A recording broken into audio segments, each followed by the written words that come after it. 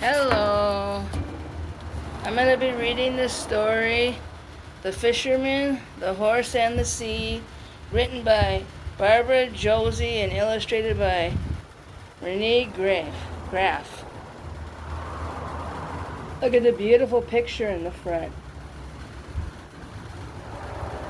On the back it says, The Fisherman, the Horse, and the Sea, a true Lake Michigan tale. Lester Smith is a part of a fishing family on Lake Michigan. He loves playing on the beach and watching the neighbors' big horses pull fishermen's boats onto the shore. On the autumn equinox of 1895, a terrible storm rolls into Port Washington, damaging a schooner on the lake and putting the lives of its two crewmen in danger. Will Lester, his family, and the horse save the day? There's the back of the book.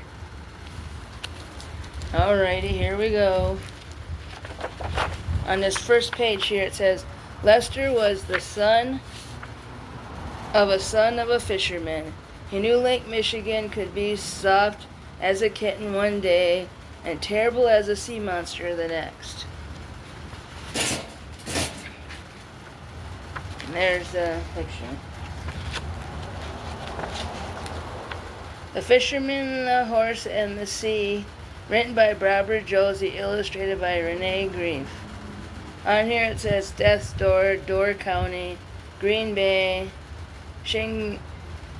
Sheboygan, Port Washington, Milwaukee, Racine, Kenosha, Chicago, Gary, Michigan City, St. Joseph, Howland, Muskegon, Ludington, and Traverse City. Oh, there's the boy and his mom. One sunny summer day, the lake spilled over with joy, washing to the sand with cool, foamy fingers, while the sun cast jewels across the water. One of those days, Lester collected driftwood branches, stacking them into a tent on the sand, and playing with Evelyn inside. Sometimes he waded with Mama till the water reached his waist. They never waded further though, and Lester never waded alone. Evelyn wasn't allowed to go into the lake at all. Even holding Mama's hand, she was too little. There's the little sister inside of the tent. And there's Mama and Lester.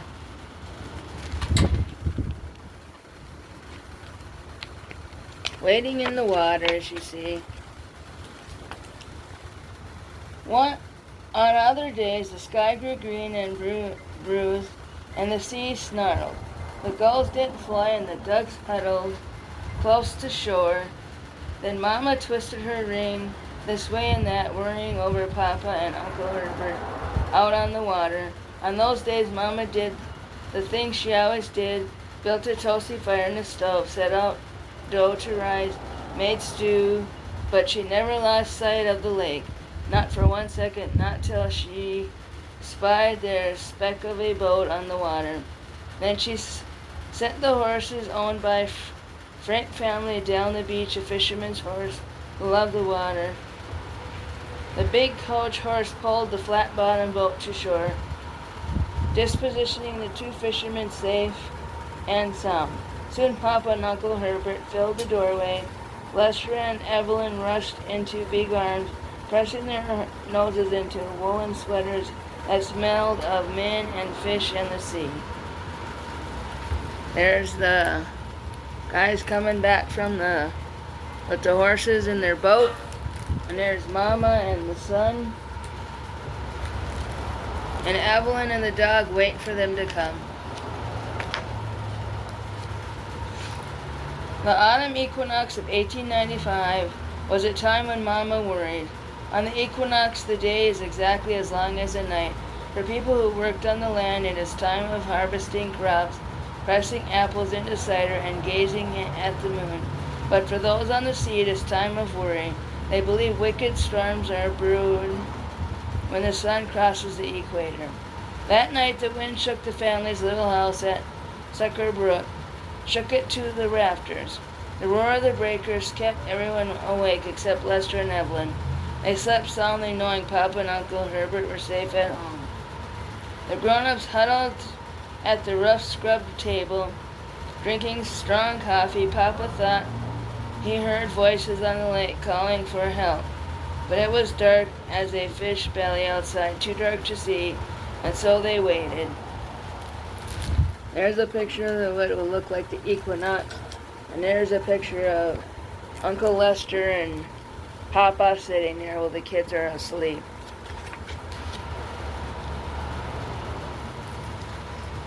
At first dawn, Mama, Papa, and Uncle Herbert gathered on the beach and peered into the dim light. There on the lake, a schooner in trouble. Mary Ludwig had lost a mast, and her sail were ripped to shreds. The crewmen had thrown out an anchor, so the boat would stay put. But it was taking on water. Mama drew in a breath where the men tried to escape. Mary Ludwig by launching a small rowboat into the horrible storm. They would never survive. Mama untied her apron and Papa fastened it to an oar. He waved it back and forth to warn the crewmen a red signal of danger. So there's those two. Mama's apron. There's the people on the shore having troubles. Oh, and there's little brother. Inside, Lester woke with a start. Something felt wrong. He didn't hear footsteps in the kitchen or the sizzling of bacon in a frying pan. Where was Mama in her red apron? Where were Uncle Herbert and Papa? From the window, Lester spied Papa on the beach, waving the roar with its apron flag, and he knew something terrible was happening on the lake. He wanted to see for himself. He wanted to be with them. Lester rushed to the beach and huddled with his family as they watched the two crewmen crawl into their small rowboat. The boat roared a beaker up and up. It slid out of sight. They then appeared again, impossibly small on the swell of a mountainous wave. The crewmen were strong, but the storm was stronger. Their boat overturned, spilling them into the angry sea. Bobbing like corks, they grabbed the overturned boat, one at the front, one at the back, and held on for dear life. There's the sun. There's the people on the boat. It tipped over. Don't sound too well, does it? And there's the ones on the boat. Among fishermen, there's a code. To take care of our own, Papa and Uncle Herbert had to rescue the two men. Together they launched their own good boat and bent their backs into the oars, but the waves beat them back, slamming their boat onto the beach again and again. If Papa and Uncle Herbert couldn't make it to the boat, the crewmen would surely drown. There they are trying to help them out in their rowboats so they don't drown. Poor fishermen. A small group of fishermen gathered on the beach, knowing one of their own was in trouble. But what could they do to help? Was anyone big and strong and brave enough to plow through the waves? Papa had an idea, and everyone agreed. The Frank horse. Papa was a big man, too big. He knew he would weigh down the horse. So he helped Mr. Gunther, a smaller man, onto the horse, board back. Everyone knew that Frank horse loved the sea, but a horse can't hold its breath. If a big wave washed over the horse's head, he might drown, and these waves were big as mountains. Would the horse dare to go into the water? There's the horse, and there they are trying to go into the water.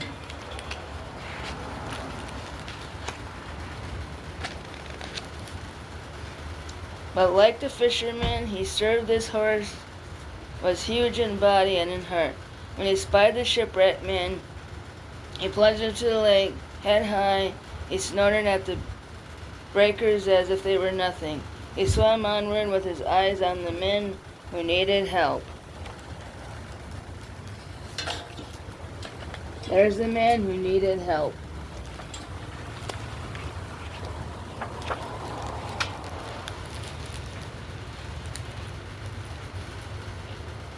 From the beach, Lester watched one of the crewmen slip into the icy water and he knew he was gone. Lester reached for Mama's hand for comfort. The horse was swimming faster now, racing for the men still clinging to the boat. At last the Frank horse was there. The shivering men reached toward him but didn't have the strength to climb onto the horse's slippery back. Uh-oh, there's the horse. There's the man trying to get on the back.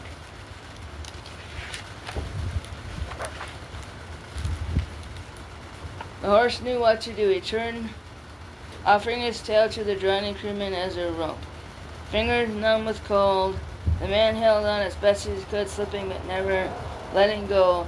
The Frank horse pulled him through wild wind and water, wave after crashing wave, until they were at last safely on shore. See, he's using the tail to get in. And there's that. They're waving. Look at the horse, man. Pretty cool if you ask me.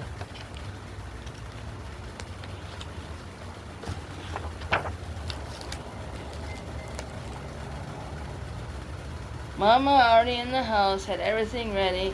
She welcomed the stranger, his lips blue with cold and his face white as death, with a warm fire blanket, hot coffee, and rum.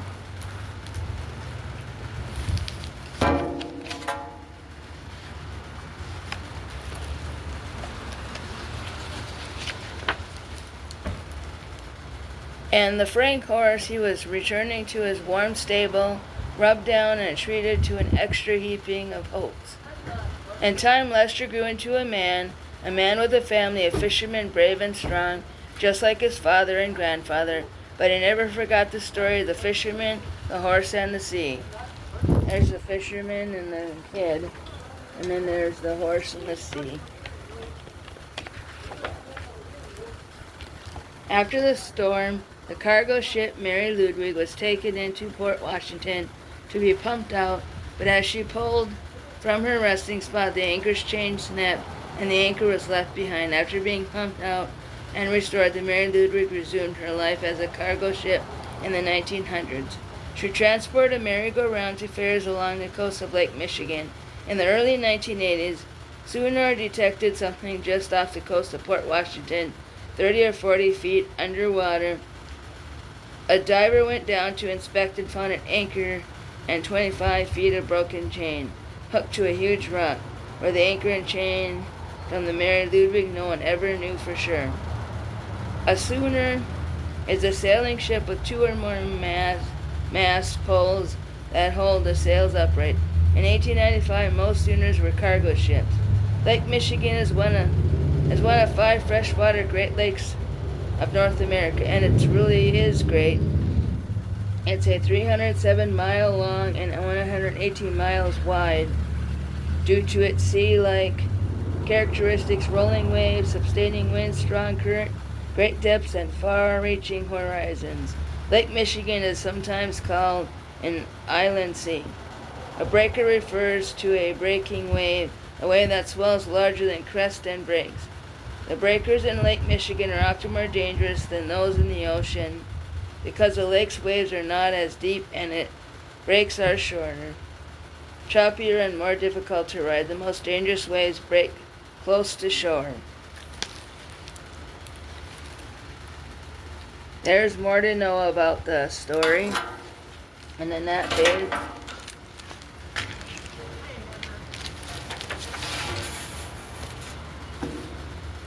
The story after the story. By Goal, I dream about that Frank horse sometimes, yet Captain D. Smith. The Frank horse, owned by a family with the last name Frank, loved to swim. Not many horses love to swim the way Frank horse did. In fact, many horses don't like to swim at all. Smith family used the Frank horse to haul boats and pile drivers in and out of the lake. There's no record of his name, and perhaps he didn't have one. In 1895, horses were often considered livestock, not pets, and they didn't always have names. The shipwrecked crewmen saved by the Frank horse were Mr. Hogan, news article from the Times referred to him as Robot Rustabout and called him Mr. Hogan from everywhere, meaning he accepts jobs on a variety of ships. Captain Delos Smith, or Papa to Lester, built a prosperous business with his brother Herbert around a fleet of commercial fishing boats. Eventually, the business grew to include the Smith Brothers Fish Shanty restaurant. In the 1890s, Delos and Herbert moved their enterprise from Suckers Brook to nearby Port Washington, where there were better ships and mooring facilities. Delos assisted in 2 other rescues at sea, 64 passengers from the burning steamer Atlanta and 15 seamen from the car carrier Senator, which collided with another boat, Marquette, in the fog. But the Frank Horse rescue was close to his heart. For the most part, Delilah Smith, her mama to Lester, did the things many women did at that time. She cooked, mended, cleaned, and raised her family in those days. It was generally assumed that men and women would perform different jobs. Today, men and women have the ability to choose their own professions and tasks. Evelyn Smith was 3 years old in 1895 when the story took place. When she grew up, she did not let gender roles determine her life's path. Evelyn had a talent for business. She created the Smith Brothers fish sandwich, which became so popular she later developed the family's successful restaurant, the Smith Brothers Fish Shanty. She also discovered a way to turn fish oil into an expensive source of vitamins that helped people during the Great Depression. In addition, she became the first industrial nurse in Milwaukee, served in a MASH, or Mobile Army Surgical Hospital.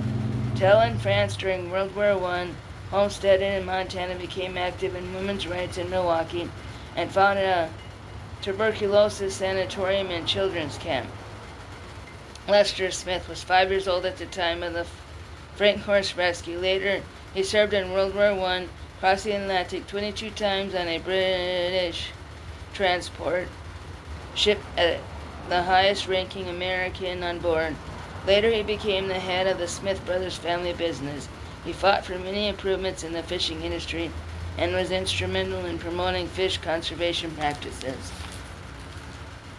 There's that part of the story. There's that part of the story. Sounds like it's been a pretty good true story so far. The Smith Brothers Fish Shanty was established in 1934. The restaurant began with 3 tables and 12 counter stools. By 1940, the restaurant has expanded to 250 seats and had become a favorite destination for diners across the country. By 1951, the enterprise had expanded to include 3 restaurants, one in Port Washington, Wisconsin, and one in Torrance, California, and one in Los Angeles, California, and they were all managed by Evelyn Smith. And there it is. The story of the fisherman, the horse, and the sea. True story.